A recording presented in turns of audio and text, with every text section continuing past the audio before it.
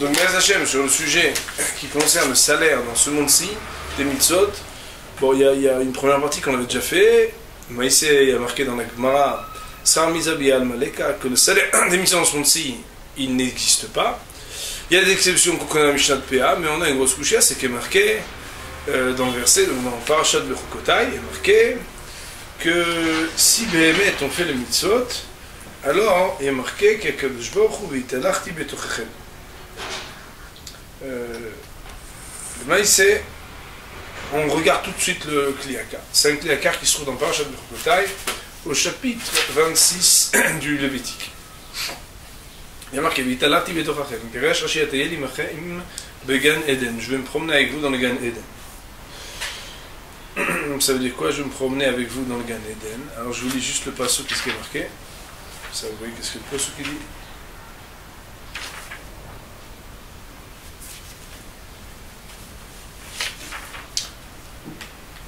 Donc je vais placer mon sanctuaire parmi vous, et je ne vous rejetterai jamais. Veitalachti betochachem, je me promènerai parmi vous. Et dire Rashi Akadosh, Atayel imachem began Eden keechad mikem. Je me promène avec vous comme si je faisais partie d'un d'entre vous dans le Gan Eden. Velo tiu mezdazeim imeni, echol lo tiru imeni, tabulom aveiti lachem lelokim. Ça veut dire que le maïs est marqué dans la Torah, Atayel imachem began Eden. Daito de salek mal toraten akdusha kol toen me'arer oemer yesh li makom lalun velomar me'achar shel iskar bato ikar asachar lenshama. Ah, c'est plus que ça. Ici, pardon, c'est différentes chitotes. Qu'est-ce qui se passe pour le salaire? Comment on reçoit le salaire? Ça veut dire, même Be'olam Haba. On va voir que c'est lui. Amen. Imken vadaï en koyar b'mitzot elu l'anchil osem asachar anaf shel amtach tasiyatam enokim nekebel asachar b'olam hazeh ahuz b'hav lebuz kvar nitoreru al safek ze shlemim v'chen ravim ba'u b'eter safek ze shiva deot. Donc quoi? On voit qu'Akadosh Baruch Hu il promet v'yitalachti betochachem. Rashi il explique de quoi on parle. On ne parle pas de recevoir qu'Akadosh Baruch Hu va se promener parmi nous ici. Rashi il a été obligé de dire quand est-ce qu'Akadosh Baruch Hu va se promener parmi nous? Began Eden. D'accord? Comme pour dire que Rashi il avait quelque chose qui le dérangeait de dire qu'Akadosh Baruch Hu se promène avec nous ici, on est obligé de dire qu'il se promène Began Eden. Ça veut dire quoi? Da'ato lesalek. Il vient pour exclure, selon son opinion, mais al Toratenu Akdosha, tout celui qui viendrait émettre des réserves et poser des questions sur la Torah, Kol Torenu Me'arer Omer Yesh li makom lalun, Velomar Ma'achar sheniska b'Torah ikar asachar lenshama. Puisqu'il n'y a pas marqué qu'on va recevoir un salaire, alors le maasé, je fais ce que je veux. Parce que de toute façon, on ne reçoit rien des mitzvot. Imken vadaï en koar b'mitzvot elu l'anchil osem asachar nafshil lemabo v'tab l'asiyata beno kim nekabel scharo elam hazeh achuz bechav lebuz. Les mitzvot, ça fait partie de ce monde-ci. Le salaire, éventuellement, de ce monde-ci, mais le salaire dans le lamaba, il n'existe pas. Rashi vient dire si, quand un marque betochachem, ça veut dire le lamabo. La considération du salaire dans ce monde-ci ou dans le monde futur a bouleversé et émis évoqué des doutes chez grand nombre. Rabim begam shlemim, ça veut dire des gens bien et des gens intègres. Bo'u be'eter, ça fait que shiva deot. Pour expliquer cela, il y a 7 opinions qui sont ramenées qu'il faut connaître. Maria bechiburo be'echbaem. Zechara Maria Bechiburo. Maria, je ne sais pas si on veut dire qu'on parle ici de Rabbi Yosef Karo ou bien de quelqu'un d'autre, je ne sais pas. Ve'erich Baem Ve'ani bati les katser bechol ha'yicholet lesadram po. Et je vais moi venir les ramener, les ordonner de manière la plus concise possible, que les astim puis devrait attaquer al Toratenu Akdusha, afin de fermer la bouche à ceux qui disent n'importe quoi de la Torah. Donc, ce qui est très intéressant, c'est quoi? C'est que le Kliakar ici, il va nous donner 7 chitotes pour définir comment considérer le salaire dans ce monde-ci, salaire dans la Mabo, selon les paroles de Chazal et des Rishonim, pas n'importe qui. Donc, a priori, c'est une erreur quand il y a marqué Resh Yud Aleph, apostrophe Aleph, ça veut dire Rabbi Yosef Albo, à mon avis, Sefer Ikarim. C'est un très grand Sefer qui est une disputation entre son opinion lui et l'opinion du Rambam, puisqu'on sait qu'il y a différentes chitotes, de savoir est-ce qu'il y a 13 principes de foi ou est-ce qu'il y en a 3, ou est-ce qu'il y en aura peut-être même moins. En tout cas, c'est pas notre sujet tout de suite. Première opinion. Adea Hat, donc la première, Udat Rambam.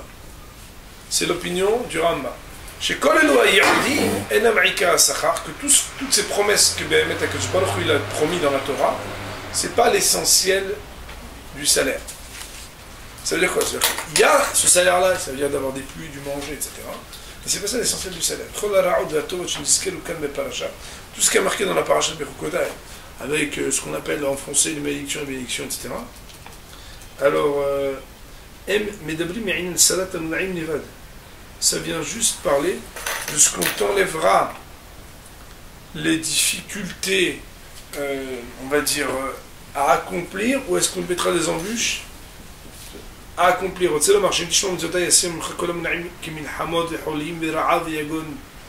veut dire que, d'après le Rambam, quand la Torah elle promet des salaires dans ce monde-ci, c'est juste que si tu fais les misotes, on fera en sorte que tu seras moins malade, moins fatigué, moins dérangé, et que tu pourras même avoir que tu n'aies rien qui te dérange. Mais mettre le langage du Rambam, il ramène dans Rav Dessler à propos de ce sujet-là, et il ramène le Rambam, c'est un Rambam de Chotshua, les mots ils sont beaucoup plus puissants. Il dit et quelque chose qui te donnera plein de moyens pour faire des mitzvot.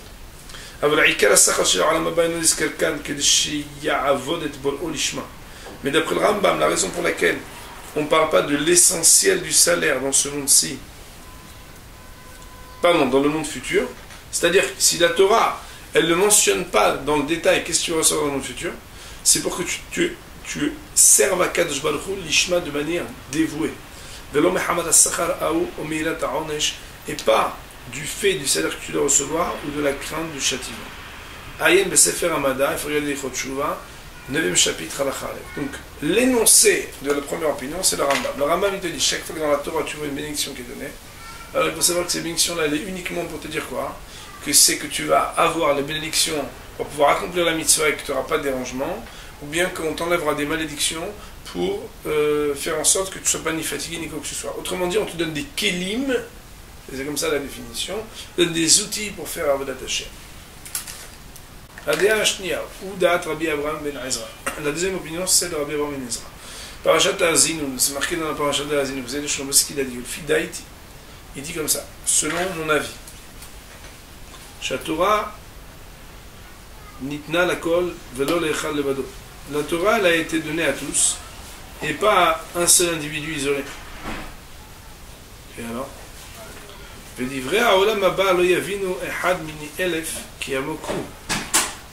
la Torah elle parle à tout le monde. Et ce qui concerne le Olam Haba c'est tellement profond qu'il n'y a pas 1 sur 1000 qui va comprendre de quoi on parle. Adkan Deshono. Autrement dit, si on pose la question pourquoi la Torah parle pas du Olam Haba, Rambam dit parce que mais sinon tu vas plus faire les choses d'Ishma. Rabbi Reza il dit pour qui tu te prends pour poser cette question? Tu te prends pour un sur 1000 qui peut comprendre de quoi on va te parler quand on parle de l'Olam Haba. Moi et Baboda, quand on fait des conférences sur l'Olam Haba et sur tout ça, il y a Elef Miniarat, 1000 fois plus de personnes que quand on parle des sujets du Olam Hazé. Parce que les gens ils s'y intéressent, mais peut-être que même s'ils s'intéressent, mais en général ils peuvent rien y comprendre, mais les gens s'intéressent. Mais Dato, ça veut dire quoi son opinion? Donc là il a cité des mots, Adkan et Shono. Dato, le Bishikashi le Tsearoto Sachar qui a Gashmi, le Yasigrini Ainen Aruchani. En réalité son opinion elle vient du fait que c'est très difficile de dépeindre de manière matérielle, donc de concrétiser ou de, on va dire, de manière concrète, de comprendre une concrétude de quelque chose qui est totalement abstrait. Alken, c'est pourquoi la Torah devra amokze. La Torah, elle a, on va dire, mis de côté, elle a sublimé, elle n'a pas parlé de cette chose-là. Minhe Amon, de la plupart des gens, Merov Kotser Da'atam, à cause de la limitation de leur conscience et de connaissance. Autrement dit, ça veut dire qu'on va le trouver dans des sfarim qui sont réservés à une autre gente que le peuple, le Amon Am.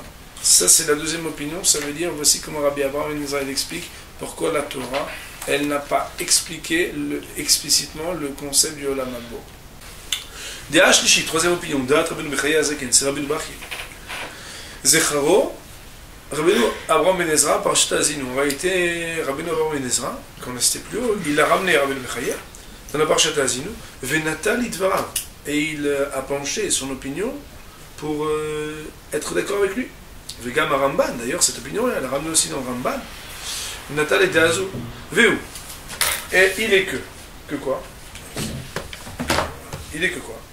Chez Kol HaYehudim Sheba Torah, que toutes les promesses de la Torah, aiment les Mala Minateva, sont au-dessus de ce qui est la nature. Shen c'est d'avoir tivi chez Yerdu al-Kshamim, Bizman Shosim Mitzot, Vekel Hashem Minaretz Kshem aussi dans Retsono chez le Makom Baruch. Même quand on dit tu vas recevoir la pluie, c'est pas comme dans les Schtroumpfs où dès que tu fais quelque chose, t'as un nuage, tu fais une mitzvah, au moment où tu mets les tefs, t'as un nuage qui vient sur ta tête qui fait exaucer la pluie, et dès que tu finis la mitzvah, le nuage il s'en va et il te laisse. Omnam, Meshet Ta'ala Nefesh le Makom Hotzva, Zeu d'avoir tivi à la Neshama, Ved Zederech Pele. Par contre,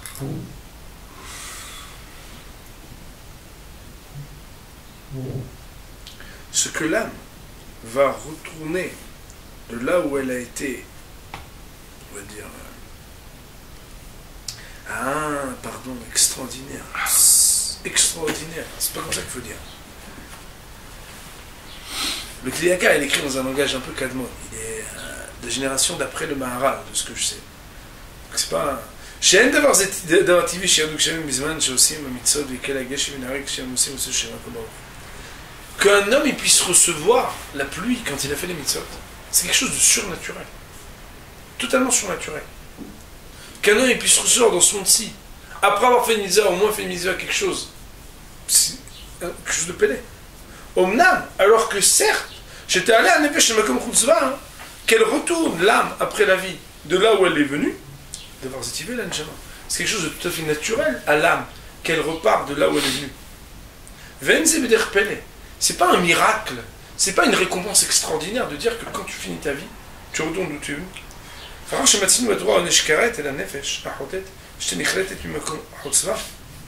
Puisqu'on voit que dans le châtiment du carré de l'excommunication, c'est exceptionnel qu'on dise que Béhémet elle soit retranchée et qu'elle puisse plus retourner de là où elle vient. Misé yeshlimod. De là on apprend. Que si elle ne faute pas d'une faute qui est comme le carré, c'est naturel, comme s'il y avait un aimant qui reprend ce qui est à l'origine, le lieu, on va dire le berceau de l'âme. Finirez chez Zenémar Kavé Hachem Diromimcha la Réchet Aletz Bikaret El Shaim Tiré. Kavé Hachem, c'est peut-être là-dessus qu'il faut comprendre ce que le verset dit. Espère, donc aie l'espoir en Hachem, Diromimeka, et lui t'élèvera. La Réchet Eretz, que tu puisses hériter, ce qui s'appelle Eretz, ça veut dire de remonter là-haut. Bikaret El Shaim Tiré. Bikaret El Shaim Tiré, ça veut dire là où Béhémet les Réchaim ils sont excommuniés, toi tu ne seras pas. Ça veut dire quoi?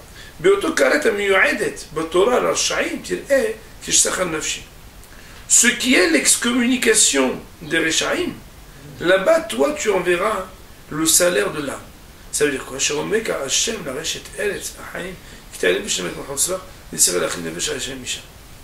faut comprendre ce que ça veut dire. Je ne comprends pas ce que ça veut dire. Je vais relire jusqu'à qu'on comprenne. Kol HaYehudim Sheba Torah em lemala min hateva. Chaque chose qu'Akadosh Baruch Hu il offre comme salaire, c'est au-dessus c'est surnaturel. She'en ze davar tiv'i sheyerdu kshamim bizman shosim hamitzvot veikala geshem min haaretz kshem osim ratzono shel makom baruch Hu. C'est pas naturel qu'un homme il reçoive des pluies au moment où il fait les mitzvot et qu'il ne reçoive plus de pluie au moment où il ne fait pas les mitzvot.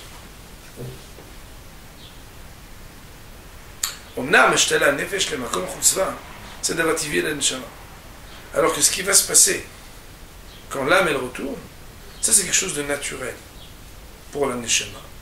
Et c'est pas quelque chose d'extraordinaire ou de fantastique. Et quand on voit que il existe une peine d'excommunication de l'âme qui va être retranchée à Hotet quand elle faute, qu'elle ne pourra plus retourner de là où elle était bercée. Mais de là il faut apprendre. que si elle ne faute pas, qu'elle retournera, on va dire les choses ici naturellement, dans la nature ontologique de l'âme, de là où elle est élevée. Et après il dit que Béhémet, que c'est la prière que l'on fait, en disant qu'avec la Shemurom, Meka, la Resheta Resbi, Chret, Reshaim tiré. Retsolama, Bato Karet Amiuedet, Batora, la Reshaim, tiré Kesh Sachar Nafshi. Le fait que certains, parce qu'ils sont punis, ne peuvent pas retourner de là où ils sont, toi tu te rendras compte que Béhémet, pouvoir avoir l'âme qui retourne auprès d'Hachem, c'est le Sachar Nafshi. שרומק השם לרשת אלה החיים כי תעלה הנפש שלנו כמחוסה ויצר להחליט נפש הרשעים משם. Moi, ce qui me dérange dans ce texte, qui ramène ici, en tout cas de la manière qu'elle le présente, c'est que d'un côté, il veut dire que chaque récompense de la Torah, elle est surnaturelle, et de l'autre, il présente comme un salaire en soi, un salaire naturel, que l'âme, elle retourne dans son berceau, alors que les Rechaim, eux, ils en sont privés. Comment vous comprenez? Cette troisième opinion réclame qu'on ouvre le Ramban et Rabbeinu Behaye pour comprendre, parce qu'il y a quelque chose d'ambivalent. D'un côté, on parle que Béhémet, quand c'est dans ce monde-ci, c'est quelque chose de surnaturel d'avoir la pluie contre l'épisode et qu'on n'est plus contre l'épisode, alors qu'il dit qu'il y a un salaire qui est naturel, c'est que l'âme retourne dans son berceau après 120 ans, quand il n'a pas été excommunié.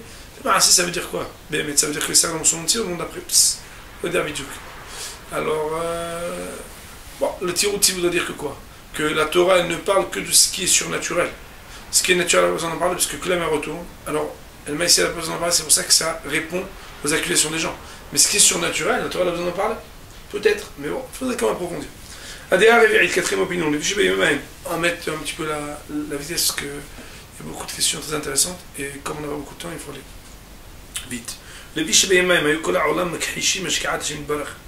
l'époque, tout le monde rejetait l'omnipotence et la providence d'Hachem. Et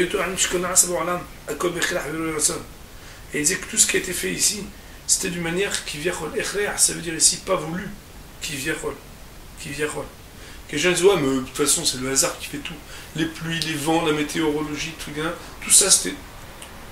Akadj Baruch Hu, il a voulu. Les Amet Pinata Jgaha, authentifier la providence, Aliédé Yehudim Enu, grâce à ses promesses. Que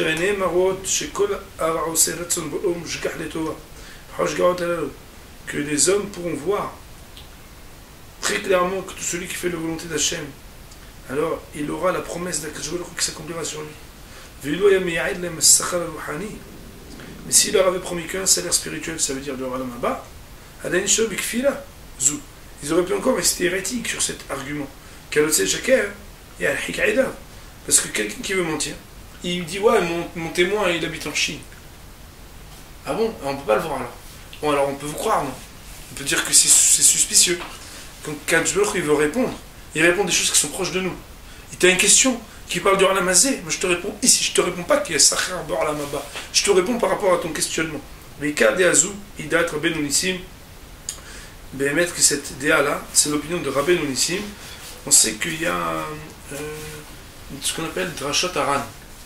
Drashot Haran, c'est un livre qui est extraordinaire.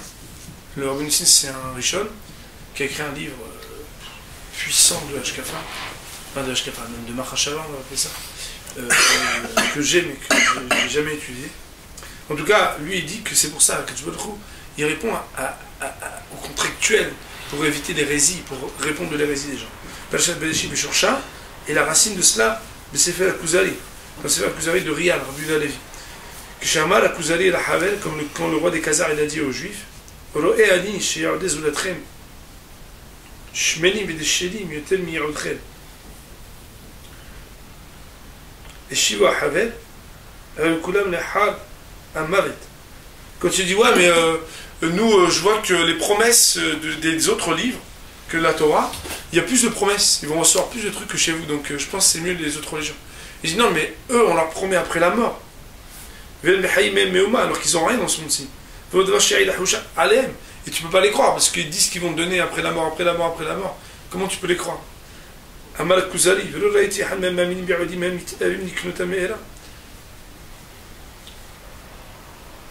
D'ailleurs, c'est pas parce que des gens, tu leur dis qu'il va y avoir plein de choses après la mort, qu'ils vont faire plein de choses ici.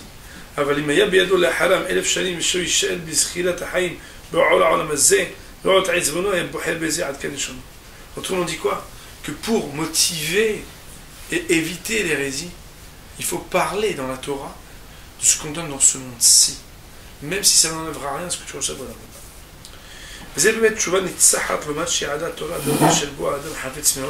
Et c'est pour ça qu'on peut comprendre que la Torah, plutôt que de parler de ce qui n'intéresse pas l'homme dans ce monde-ci, elle a parlé de choses qui intéressent l'homme dans ce monde-ci. Et moi j'ajouterais, sors dehors, écoute de quoi les discussions sont faites dans les autobus, et dans les trains et dans les avions. Les gens ne parlent pas que du Olam Haba et du salaire de Olam Haba, ils parlent beaucoup plus de dollars et d'euros et de shekels, qu'a priori on n'aura pas vers la mort. Ça c'est la quatrième opinion. Adéa Hamishit, cinquième opinion. Chez Kodem Kabbalat Torah, parce que comme avant de recevoir la Torah, Ayu Avdim Kochavim Mazalot, il faisait là-bas les Avodah Zara, parce qu'il faisait un service pour qu'il y ait les récoltes. Et il faisait un autre service pour recevoir les pluies. Et il y avait d'autres choses pour pouvoir avoir un meilleur corps et une réussite. Et quand Akadosh Baruch Hu, il leur a donné la Torah, qu'est-ce qu'il leur a fait? Il leur a dit, vous ne pouvez plus maintenant avoir recours à ce qui s'appelle la Avodah Zara. Alors, Akadosh Baruch Hu, il leur a quand même promis. Que aussi par rapport à la Torah, par l'application des mitzvot, croyez pas qu'avant vous aviez le gros lot et que maintenant vous n'avez plus rien. Avant vous avez tout ce que vous voulez et maintenant vous n'avez plus rien.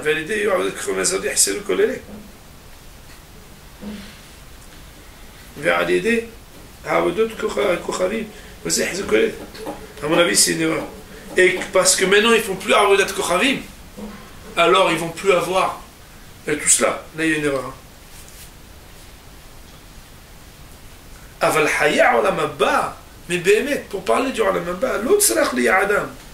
Ça, il n'a pas besoin de leur dire. Qui gam à l'idée au tam Avodot, là, il muftahim. Parce que même avec la Avodat Kochavim, ils n'avaient pas de promesse qu'ils allaient avoir Olam Haba après la vie. Tout ce qu'on leur promettait, c'était que des choses de ce monde-ci. La Torah qui vient contre la Avodah Zara se positionne par rapport à ce que la Avodah Zara promettait de certains. Vous êtes Rav Saadia, le Sefer Haemunot, et c'est l'opinion de Rav Saadia et Gaon, dans le Sefer qui s'appelle Haemunot Ve'Aderot, c'est un très grand Sefer. Il y a, on va dire, 3 grands Sefer. Un jour, Be'ez Tachem, il faudrait qu'on étudie les 13 principes d'Haemuna. Il y a des Shitot, il y a les Shir Rav Saadia et Gaon, et les Shir Rav Yosef Albo. Donc, Rav Saadia et Gaon, c'est Haemunot Ve'Aderot. Rav Yosef Albo, ce qu'on appelle Sefer Haikarim. Et il y a, bien entendu, les Shlosh et Srei Ikarim du Rambam.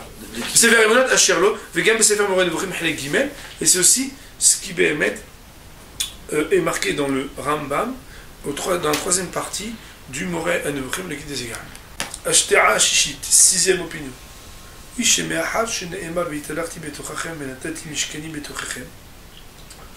C'est que Béhémet, après qu'Akadosh Baruch Hu, il a dit, je vais me promener parmi vous.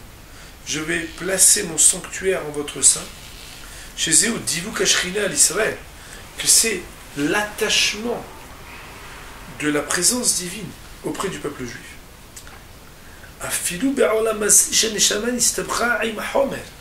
Que même au moment où la Neshama elle est dans la matérialité, elle baigne dans un monde matérialiste, dans un monde qui est un monde du corps et de la matière, si déjà dans un monde pareil, à la première lecture du verset on dit là où t'es, j'irai me balader avec toi.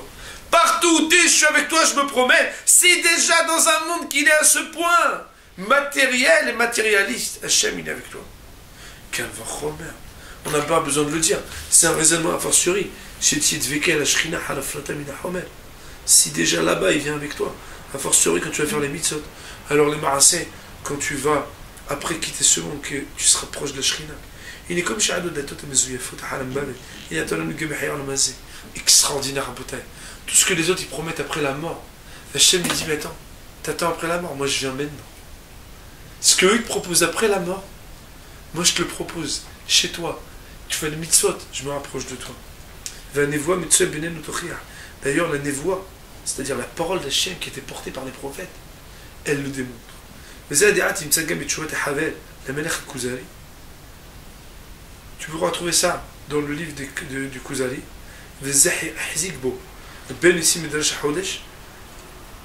Et c'est comme ça que le Benonissi, donc dans les Drashot Aram, il a aussi tenu cette opinion-là, Drashot Haodesh. Nous allons maintenant dire la 7e opinion. Adéa Shvi'it, 7e opinion. Ça veut dire quoi? C'est incroyable. Ah voilà, c'est Ramban, je ne me trompe pas. Le Rav m'avait dit que c'était le Ramban, c'est le Ramban. Quand on promet des promesses, de tout ce qu'on donne, c'est aime les klalut haoma. C'est pour tout le peuple entier. Car Olam Nidon Har Rubo. Parce qu'on sait que le monde il est jugé selon la majorité. Et quand on donne la pluie, on ne donne pas comme dans le Schtroumpf sur un seul bonhomme. On donne pour le monde entier. Mais attention, quand on te parle du salaire, on t'en parle pour le peuple tout entier.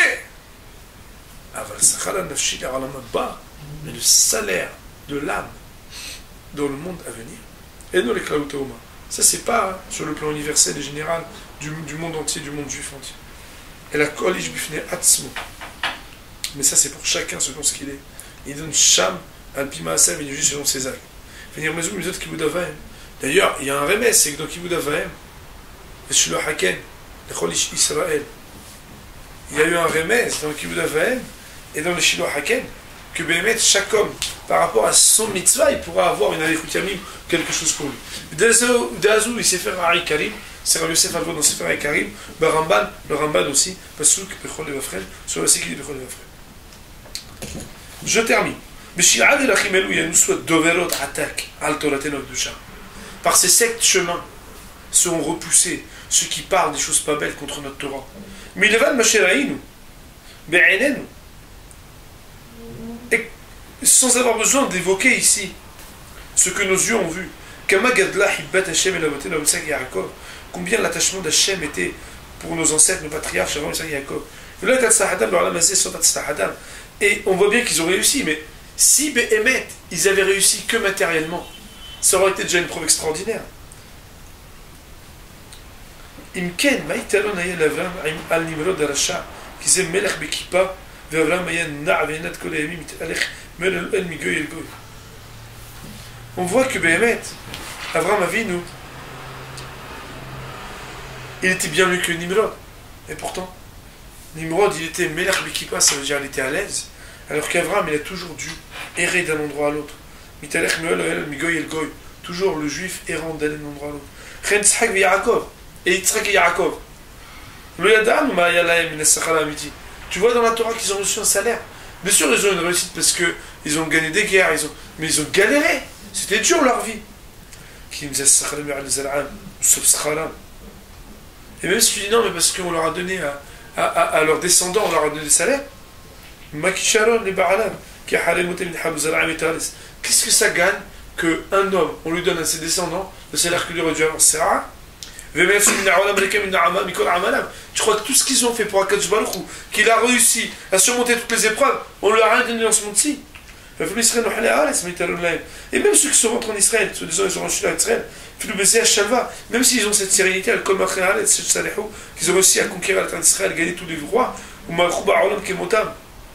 que Satan yotel me'ema, dans le monde, des gens qui sont gagnés plus que de guerre, qui ont des plus grands empires. Ça, celui qui sait lire les parachutes de Yitzhak et Yaakov et lire l'histoire de Am Israël, c'est aussi de dire que Béhémet,